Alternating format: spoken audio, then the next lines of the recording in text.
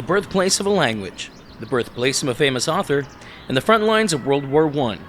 This sleepy little town of about 10,000 people holds historical significance far greater than you would ever expect. Find out why on this episode of Rural Road Tripper.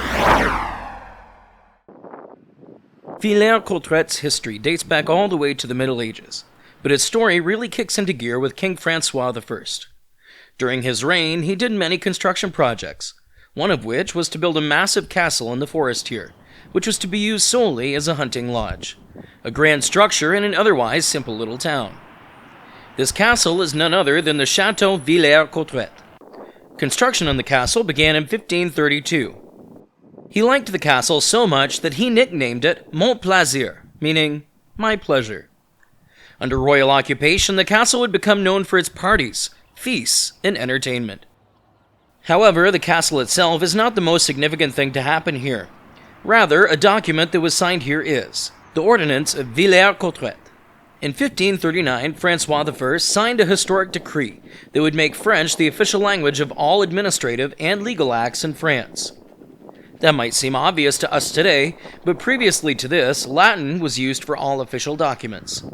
By making French the official language of France, a new era of French history came to be, thus making Villers-Cotterêts the birthplace of modern French language.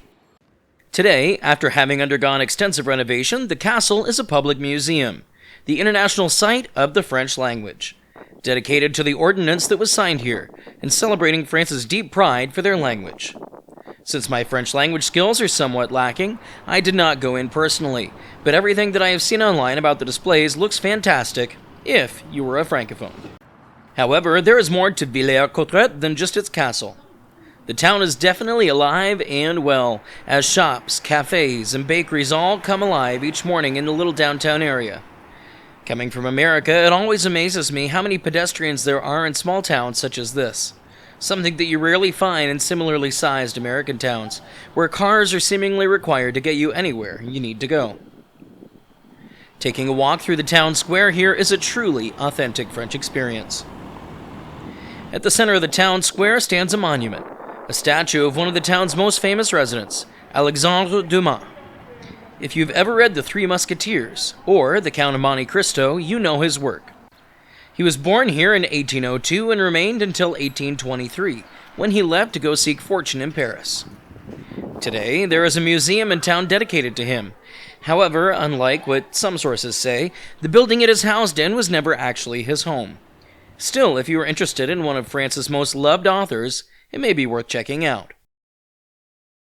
During World War I, Villers-Cotterêts saw significant action on the front lines.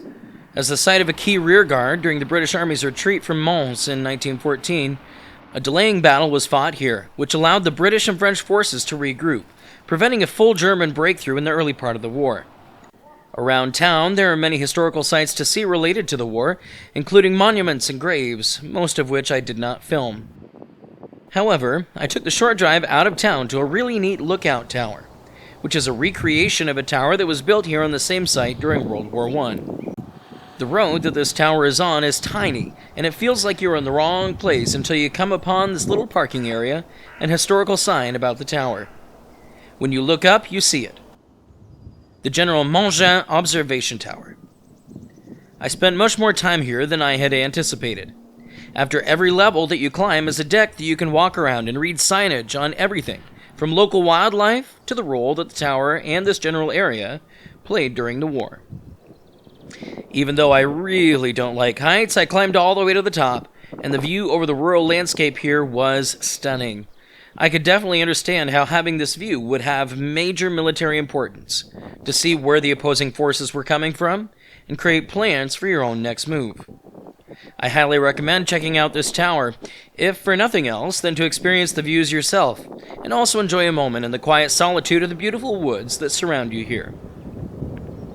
Villers-Cotterêts could easily be passed by as you travel northern France, but don't make that mistake. While it may not take you long to see all that there is to see here, slow down and take in the sights that are here. I'm so glad that I got to see this great little town and experience the culture, the architecture, and the history that is here.